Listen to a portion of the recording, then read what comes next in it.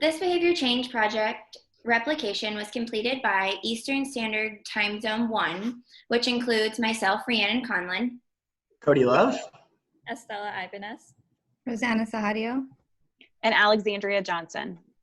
Over the course of the 2020 spring semester in SPCE 611 at Ball State University, we replicated a study in an attempt to find similarly significant results to ensure that we had a firm understanding for following peer-reviewed research articles.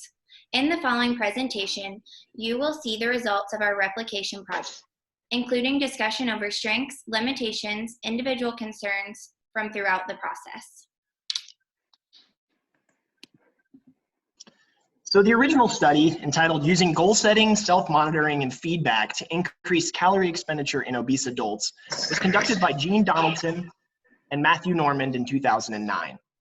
The purpose of the study centered around establishing evidence-based interventions to combat the growing obesity epidemic in America.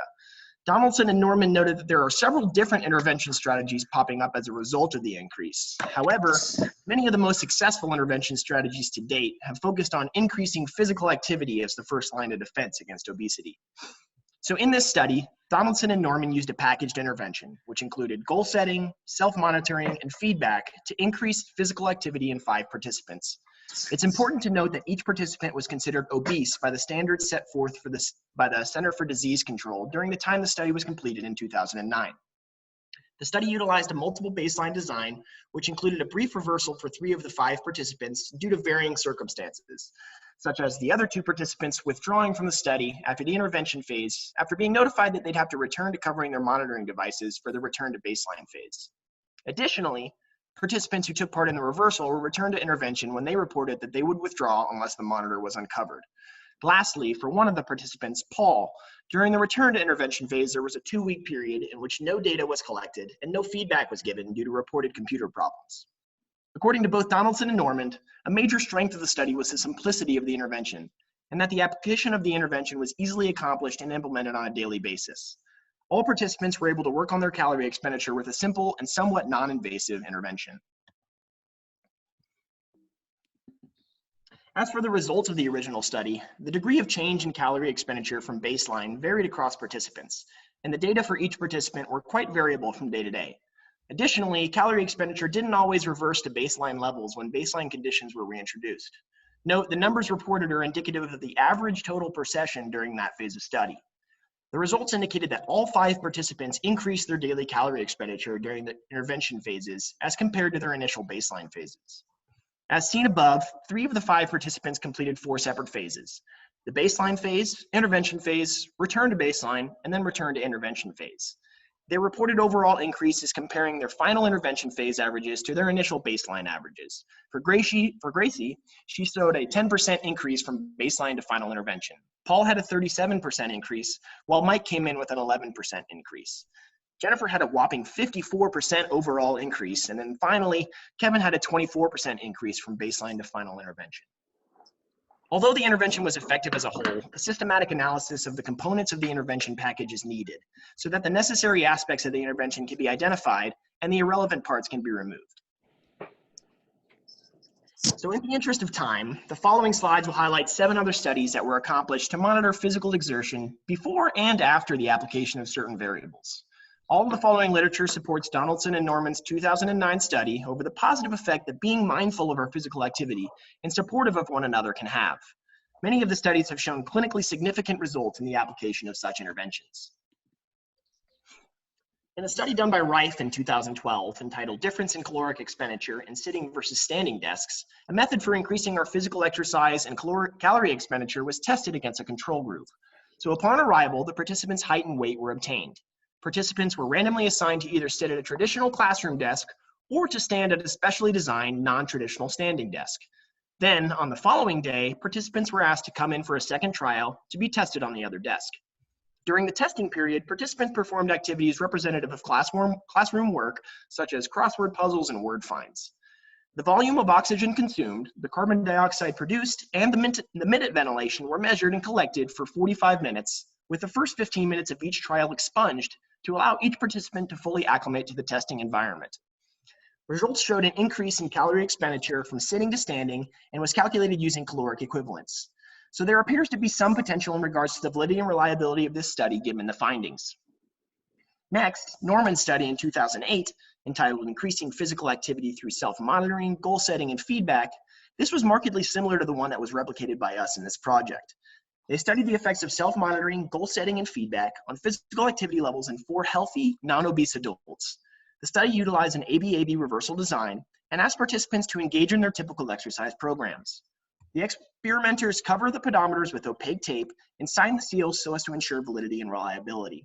Once a week, then, the experimenter would meet with the participant and record the daily totals using the new lifestyle speedometer that was given to them for the study. Overall, the results indicated that the daily step totals for each participant increased following introduction of the self-monitoring and feedback intervention, decreased when the intervention was removed, and then again increased when the intervention was again provided. Further discussion and experimentation is needed to determine which aspect of the package intervention is critical and if some are unnecessary, as with our study. In Strohacker and their colleagues' study done in 2015, entitled Impact of Small Monetary Incentives on Exercise in University Students, small financial incentives, up to a maximum of $5 per week, were tested as a way to improve exercise-related energy expenditure for inactive individuals at Brown University. For the purpose of this study, inactive adults were students that registered less than 8,000 steps per day on average. They noted that large incentives weren't sustainable and that the removal of incentives altogether may lead to attrition. 22 university students were randomized into incentive or non-incentive conditions, and exercise-related caloric expenditure was tracked over 10 weeks. The participants would then receive monetary compensation dependent upon how many calories were expended over a given time frame. The results of the study showed that the incentive group showed on average a 62% higher calorie expenditure count over the non-incentive group. The study demonstrated initial feasibility with implementing small financial incentives to promote exercise behavior in previously inactive young adults. However, as mentioned previously, sustainability remains the largest obstacle.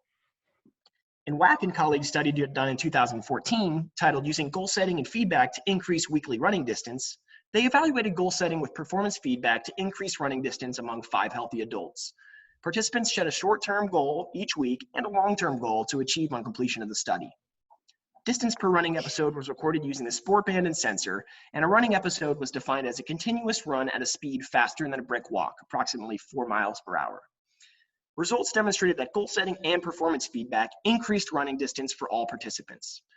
An interesting aspect of the study was that it included automated recording, which created a permanent product measure so researchers didn't have to rely on self-report from participants, as the use of automated recording lessened the possibility of data falsification that can often result from self-recording. Similar to the study done by Strohacker and colleagues in 2015, in which they used money as an incentive to work out more, Washington and colleagues sought to understand how prize-based interventions could be used to motivate people to increase their daily step total. In this study, titled Preliminary Efficacy of Prize-Based Contingency Management to Increase Activity Levels in Healthy Adults, 11 healthy adults wore Fitbit accelerometers for 3 weeks to track their daily step count averages. During the initial baseline, subjects earned prize draws for wearing the Fitbit. During intervention, percentile schedules were used to calculate individual prize draw criteria. The final week then was a return to baseline.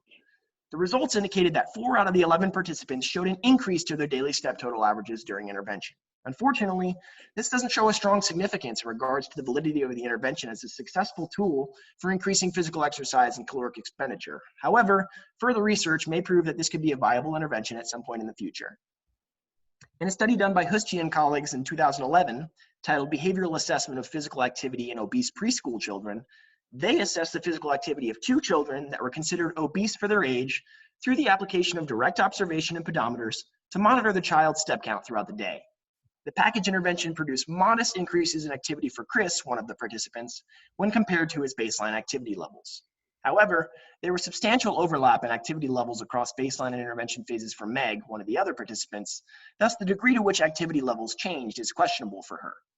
Unfortunately, this study utilized an incredibly small sample size, which appears to be its greatest limitation.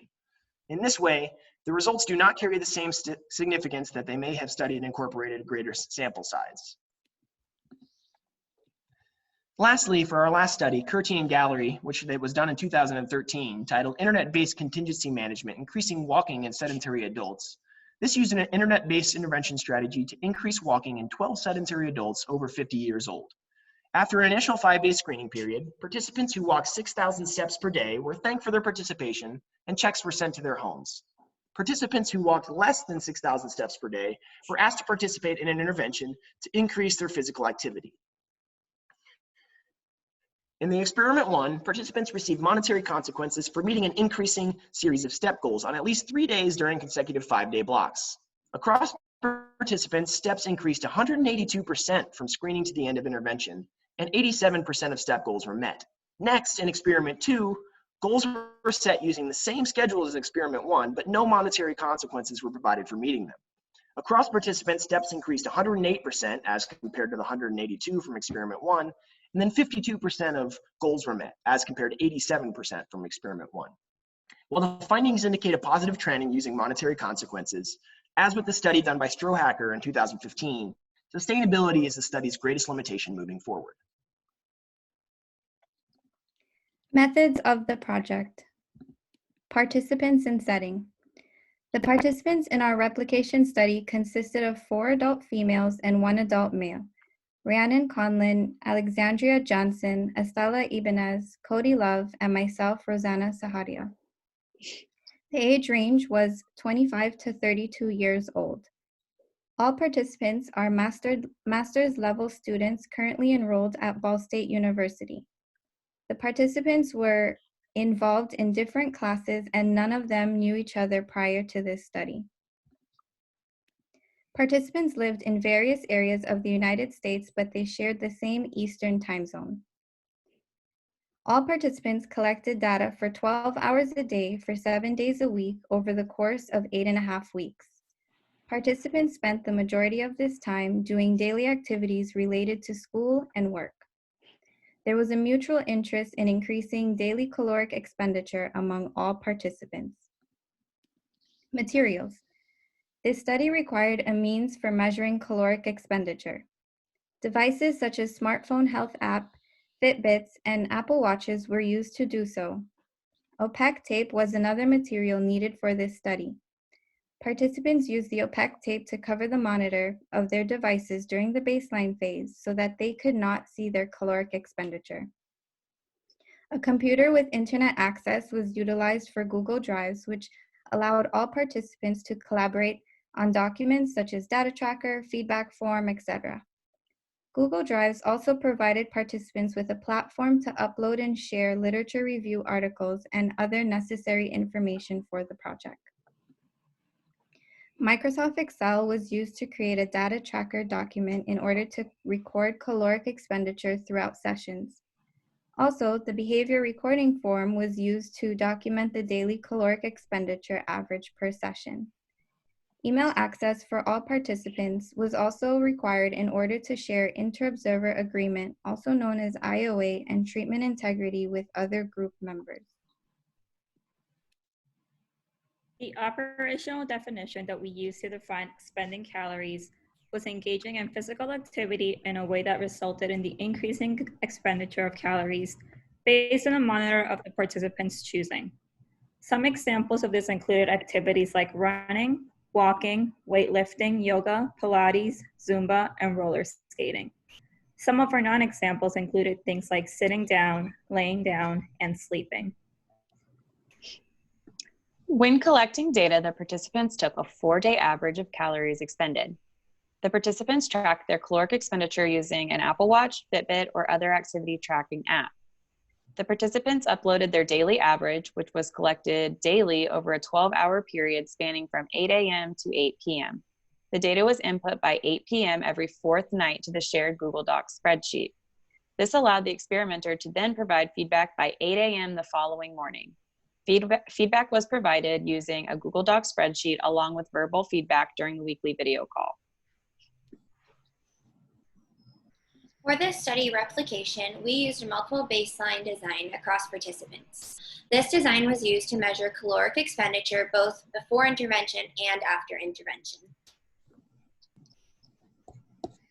During baseline, participants used the behavior recording form, the document is seen here, to document their daily caloric expenditure. Participants used their Apple Watch or Fitbit to measure the daily caloric expenditure. During the baseline phase, participants did not receive any feedback from any group members. During intervention 1, participants continued to record their data in the behavior recording form.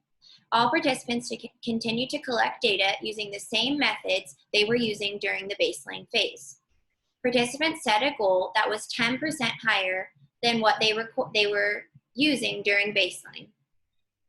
Participants were paired with another member in the study in order to provide feedback through the feedback document.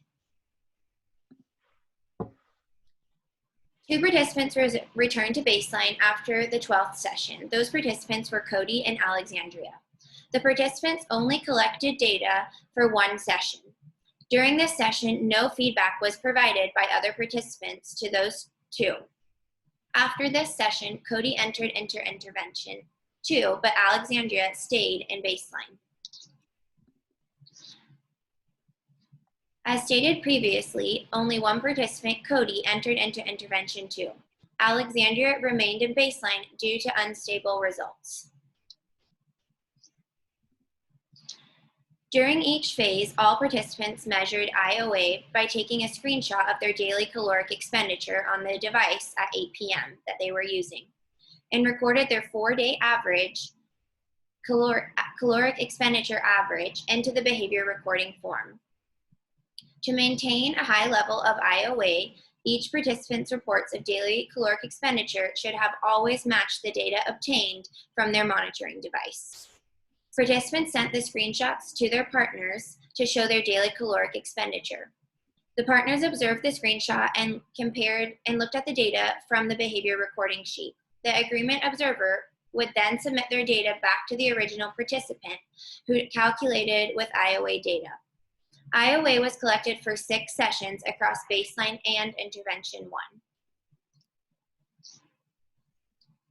During all phases in which the intervention was used, screenshots were taken of each participant's device to show their daily caloric expenditure.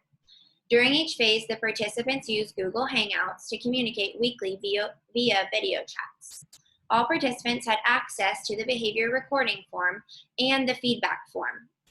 This allowed each participant to receive feedback. The GroupMe app was also used to tell participants that feedback has been provided so that participants could access their feedback. Treatment integrity results were collected through screenshots shared for IOA and the feedback comments in the feedback document. Treatment integrity was at 100% for all participants. For responding to feedback, all participants acknowledged 100% of each feedback session. A treatment integrity checklist was also used and provided to each participant. Participants collected treatment fidelity for 6 sessions across baseline and intervention 1. Treatment integrity was the number of steps completed correctly in the treatment integrity checklist over the total number of steps followed. This was computed by the date rather than cumulatively. In this way, the reliability and validity of the intervention remained intact. Participants also completed a weekly check-in via Google Hangout to verify other participants are wearing their activity trackers. Each participant was assigned another participant to verify their activity has been tracked and a screenshot has been submitted each day. This ensures each member is participating and submitting their data on time. This is an example of the treatment integrity checklist that was used by each member of the study. So as for the results of the project, we all had markedly different numbers that were all impacted through one variable or another. In the following slides, you will see the individual graphs of each participant. This is the graph for my results. I started in baseline and then moved to intervention for 5 sessions. After the 5th session in intervention, I returned to baseline where I completed 2 sessions. You will notice a drop in my caloric expenditure during the second session in baseline, and an unsteady increase throughout baseline. This was due to an illness, both the flu and strep throat, which meant that my I was not able to participate in physical activity as much as I would have liked to. You'll also notice inconsistencies as the data moves on throughout baseline and intervention. My job transitioned to working from home due to COVID-19 pandemic. Next is my graph, and during this replication, I completed 2 baseline phases and only 1 intervention phase. During my baseline phase, I was working out daily, so my overall average was the highest during baseline at 2,125. During the intervention phase, my average was 1,900, and I was not consistent with going to the gym during this time, and I was working longer hours. I did not have the motivation to go to the gym like I did during the beginning of the replication. Essentially, this caused my average to decline from the baseline phase. During the baseline 2 phase, I had to sync my Apple Watch to my new iPhone. During this process, I had to reset my Apple Watch, and the data for that day was deleted on both my watch and the activity tracking app. Also, during this phase, I was self-quarantining due to the coronavirus. Therefore, I was not as active as I potentially could have been during this adjustment period. Due to these situations, my baseline 2 average declined substantially to an average of 1,667.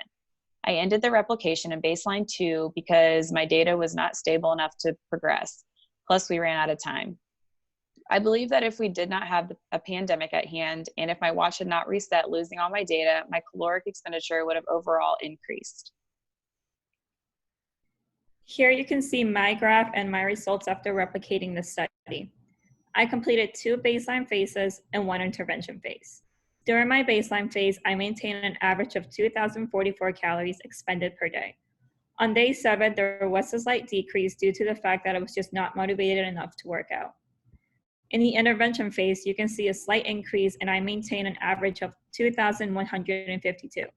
For my second baseline, I was able to maintain an average of 2,175, even though we were going through a lockdown due to the COVID-19 pandemic. So during this study, I completed 2 baseline phases and 2 intervention phases. Throughout the initial baseline phase, I found it incredibly difficult to keep the opaque tape covering my Fitbit and then not caving into my urges to check my progress throughout the day. So during my baseline phase, I maintained an average of 2,749 calories expended per day, which remained relatively stable throughout the phase prior to my entry into the intervention phase.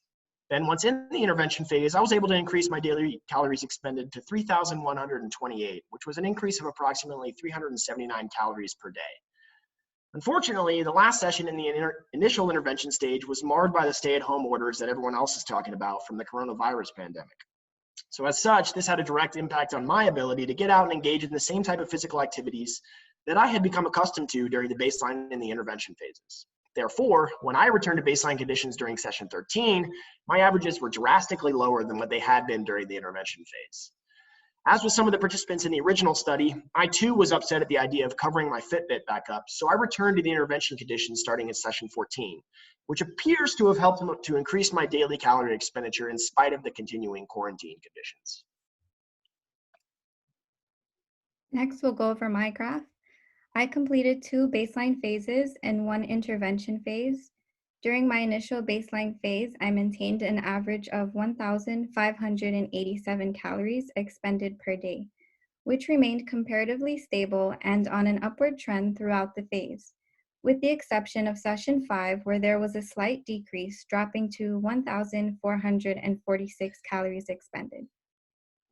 There was no substantial reason, such as being sick, for this decrease that was recorded on that particular day. Upon my intervention phase, I increased to a mean average of 2,018 calories expended, which is an increase of approximately 431 calories expended per day. Official quarantine stay-at-home orders for the coronavirus pandemic from my job were implemented for me between session 10 and 11. Being at home had an opposite effect for me in terms of physical activity increasing. Even though I was not able to go to the gym or to my Zumba classes and was restricted from going out to see my clients for work or running errands, my caloric expenditure did not decrease or plateau. In fact, my caloric expenditure maintained its upward trend, continuing to increase. This increase occurred because being confined to my house compelled me to engage in more yard work, gardening, and home projects that I would not have regularly participated in or had time for, thus increasing my physical activity, which in turn increased my caloric expenditure. For baseline 2 phase, my mean average was 2,076 calories expended per day, which is approximately 58 more calories than my average mean during intervention. We had to make some changes to our data collection tools in the replication. The study used a Polar F6 heart rate monitor, and we used Apple Watches and Fitbits. Due to the time restraint in the replication, we used a 4-day average instead of a daily average when inputting our data. We had to shorten the length of the study from 14 weeks to 8.5, causing 4 out of 5 participants to complete 2 baseline phases and only 1 intervention phase. Due to this time restraint, data becomes variable across phases.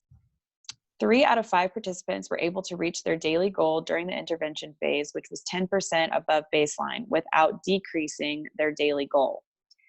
I'm the only person who did not increase their overall caloric expenditure in this replication. I had an overall decrease of approximately 12% from my initial baseline average. I chose to decrease my daily goal from 2,338 to 1,850 because I was not consecutively meeting my goal. Rhiannon had an increase of approximately 18% from baseline to intervention. She kept her daily goal at 1,641 for the entire replication process. Estella had an increase of approximately 0.05% from baseline to intervention. She chose to decrease her daily goal from 2,249 to 2,150 because she was not consecutively meeting her goal. Rosanna had an increase of approximately 27% from baseline to intervention. She chose to increase her daily goal from 2,040 to 2,050 because she was consecutively meeting or exceeding her daily goal. Cody's final intervention average was approximately 0.01% higher than his initial baseline average. He chose to increase his daily goal from 3,024 to 3,112. We believe that the implementation of goal setting, self-monitoring, and feedback overall increased accountability. Having to set our own goals as well as share our progress and our shortcomings with each other helped us to stay more motivated in meeting the goal we set for ourselves. We can also see the connection in self-monitoring and feedback when looking at IOA and treatment integrity. Everyone had 100% agreement and treatment integrity. Overall, the results show a functional relation between the dependent variable, caloric expenditure, and the independent variable, the intervention. Although there was a functional relation, we believe that if we had the full 14 weeks to complete the replication of this study, all the participants would have been able to reach a baseline 2 phase, giving us more accurate results. There were a few limitations we ran into while replicating the study. One of them was that in the original study, the participants consisted of 5 obese adults between the ages of 44 and 54, who ran the study for approximately 14 weeks. Our replication study consisted of 5 master-level adults between the ages of 25 and 32, who only ran the study for approximately 8.5 weeks. The time the interventions were ran could have possibly affected our results. Another limitation we ran into was that we were all not always able to access the feedback at appropriate times due to the lack of having access to our smartphones or internet access. Next limitation we ran into was the fact that all participants lived in different states throughout the country, so meeting in person was not feasible. The entire study had to be ran long distance. We used apps like GroupMe and Google Hangouts to communicate, but there were some circumstances out of the participants' control that would not allow them to meet at times. Another limitation that our group had was that we all used different devices to measure our caloric expenditure. Some of us use an Apple Watch and some of us used a Fitbit to measure our calorie expenditure. The largest limitation that we had was the global pandemic of COVID-19. This pandemic had caused many businesses to have to shut down. The gym happened to be one of those businesses, and many of us used the gym as our physical activity. In some areas, people were not allowed to leave their homes, which also limited our form of exercising. This will conclude our presentation. The remaining slides cover our group contribution log and the references used for this project. Thank you for listening.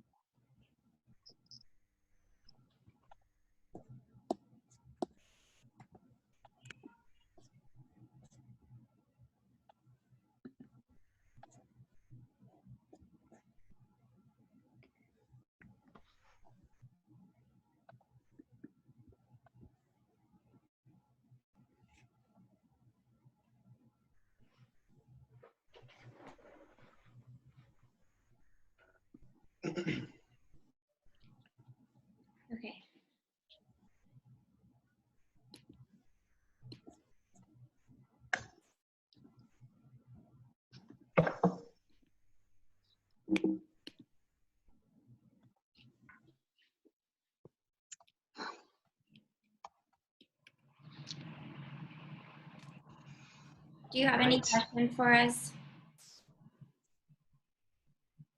Your mic is muted, Dr. Hoff. Okay, I'm only seeing one of you at a time this time. Oh, there you are. That was a great job. You guys were really, really, really smooth presenting. I think some of you are clearly very comfortable with online technology and presenting. So just a second. So, okay. Let me start from my notes from the beginning. Outstanding review of the supporting literature. Cody, this is a spot where a lot of people shorten it and don't really give the studies justice, but it was great. I mean, not only did you review the purpose and what they did, I felt like the way you talked about it, you gave general conclusions and then interjected some stuff like, oh, here's a limitation, here's how they extended things. So it was probably the best I've seen for review. Wow, that means a lot. Great job. Yeah, I thought that was great. And then the participant setting materials, definitions were all super clear. And I liked how you guys didn't just read the slides. So that was great. The feedback document, you're going to include that in your final project, right? Yes. Independence. Okay, that was great. Okay, some of this stuff I'm just saying for your final project, but you might have been intending to do it anyway. So you mentioned you took IOA and treatment integrity for 6 sessions. So you'll want to indicate what percentage that was. Okay. Oh, it's we have it. Okay. Would you like to know now? No. Okay. That doesn't matter. As long as the minimum criteria is met, then you'll get, your points for that. You also want to be sure to say in your final document how you calculated it. So what the formula was. Okay. You know how there's like lots of different ways to types of reliability. So just indicate that in your final project. Treatment integrity. I'm assuming you did the random, you sent it to other people like IOA, right? I think you mentioned that at the end of your slide. Yes. Okay. All right. That sounds good. Okay. Here's my biggest kind of question or stuff to talk about. So you mentioned you did a multiple baseline design somewhere, or did you not? Because you guys all did an ABA design. Okay, let's see. So, did we? You think you did a multiple baseline design? That's what I really want to know. Well, I guess each phase would be AB. What? Like we went through each phase, so it would be right. Like we did the intervention or the baseline, and then the intervention, and then the baseline again. So it would be AB, right? Cody's the only one I think that went all the way through. AB. Okay. Yeah, so it would be like ABA. Okay, that makes sense. Cody's is the only reversal design.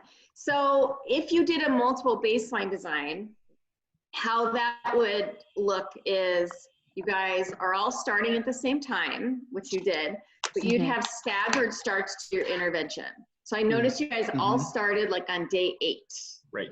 So someone started day 3, someone 5, someone 6, someone 8, and stagger it that way. So what did the study do? You guys did the same design they did, right? Right. Yeah. That's what I thought. Okay. So in the study, it was a little difficult to determine what would trigger somebody's starting intervention phase after baseline. The only thing that we could glean was that steady results and that making sure the baseline averages were steadying out and before moving on to that next section. But it was hard to determine how many sessions would be needed to reach that average, to reach that steady limit. Well, that was actually my biggest question, if there was a decision criteria. So in some sense, you're not penalized or there's no points taken off because your graphs actually look great. You have 2 weeks or, like 7 days of baseline, which is actually, a very, that's a long enough period. So I think like one of them had a downward trend or whatever, but basically it looked really good. You just started, you couldn't get all the way through the project. So I think that having 2 weeks of baseline is totally fine, but I just didn't know the criteria for moving to intervention, and then criteria for back. And then Cody, did you have criteria for, yours is if you achieved your goal, right?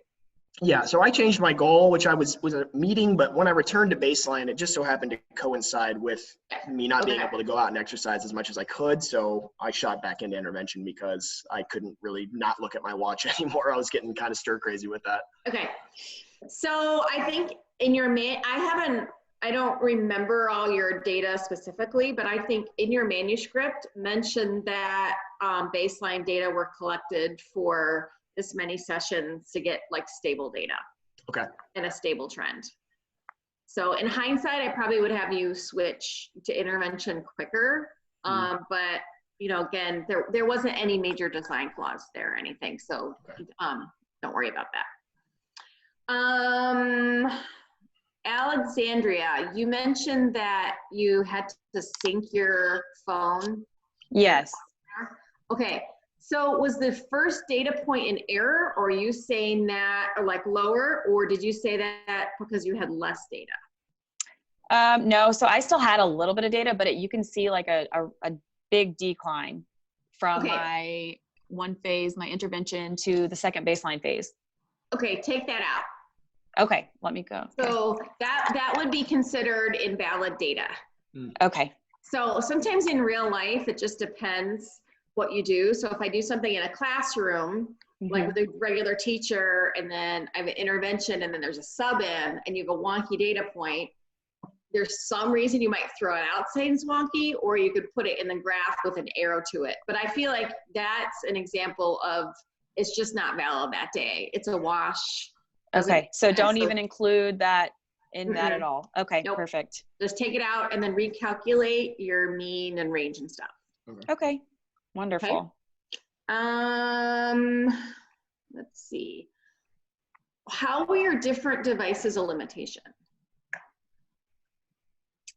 Well, we didn't really know the accuracy between the Apple Watch and the Fitbit. So yeah. We weren't sure if that had an effect or not, so we put it in there just to cover everything. Right. I mean, I wear a Fitbit and my wife wears an Apple Watch, and we go out on runs all the time together. And the differences are not terribly, significant, but there are differences. So that would be a limitation. Okay. Yeah, that makes sense. Okay, I think that's everything. Yeah, that is everything I had. Your group log, you want to make sure to submit the hours on it when you submit to me. So I think the directions were not clear because so far everyone submitting has questions or have done it wrong. So you want to submit this presentation with your group log and then article to this presentation section, and it will say it's due May 2nd. It's not. Just because there's I can't accommodate staggered due dates. And then in the discussion board, one of you for your initial discussion post will have your presentation, like attach your presentation and then have your graphs on there too. And I can't remember if it says submit the study or not. Like you can. And then everyone does need to make 3 discussion posts. So even if you're presenting, just explain, and because I always count if you have all 3. Okay. So and those can count as replies to other people, responding to our presentation. Yep. So your initial post, you can say, I was one of the participants in the study, and then say something about it, talk about it, and then respond to 2 other people. Okay. We can do that. Okay. Right now we have our contribution log, just to clarify, as part of our final project. So we should take that off and submit it as a Word doc separately. Is that correct? Yeah. Okay. Because I need to see your hours. Okay. On it, because we look to see if people are kind of pulling equal weight. Sure. for hours, because if it's different, then we just assign different amount of points for projects. Okay. So, and it's relatively equal, but that's to help balance out if there are some group members who are ending up doing most of the work. Sure. Alrighty, sounds good. Awesome. All right, do you guys have any questions or anything? I don't think so. I don't think so. Thank you for your input. Thank you for being a part of this. We really Joining us. appreciate it. Yeah, no, I think it was outstanding. So I think you have a great job, and let me know if you have questions on your write-up, but really you hit, Sure. I think you hit all the key points and everything. Well, thank you. All right, Great. well, thanks for inviting me. Thanks so much, Dr. Hoff. Appreciate it. Bye. Good night. Bye.